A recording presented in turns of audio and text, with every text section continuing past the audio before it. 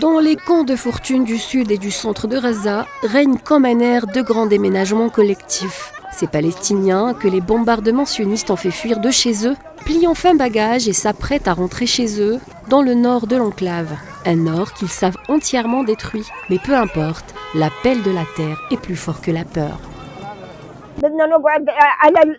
Nous allons nous installer entre les tombes, nous allons mettre une tente et nous installer. Nous en avons marre, notre vie est complètement détruite, c'est devenu un désastre. Nous allons nous installer sur les ruines de notre maison. Nous installerons une tente et vivrons à l'intérieur. Nous n'allons pas trouver de palais. Dans le nord, il n'y a rien. Il n'y a pas de bâtiment ou de maison où les gens puissent vivre.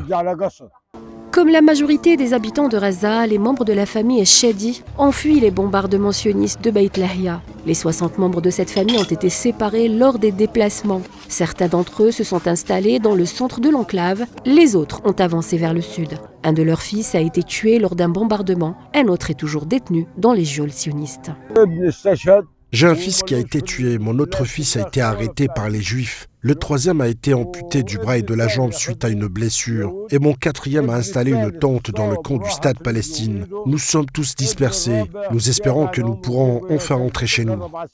Au cours des 15 derniers mois, sous la pression des bombardements, plus de 90% des Palestiniens ont été forcés à se déplacer, souvent à plusieurs reprises. Des déplacements qui les ont contraints à vivre dans des conditions inhumaines, et le mot est faible. Quoi de plus légitime donc pour cette population que de vouloir retourner chez elle dès l'entrée en vigueur du cessez-le-feu. Rien ne ressemblera à ce qu'ils ont laissé avant de partir, certes, mais ils veulent se reconstruire sur les décombres de leur maison détruite, comme un pied de nez à ceux qui ont cru avoir vaincu.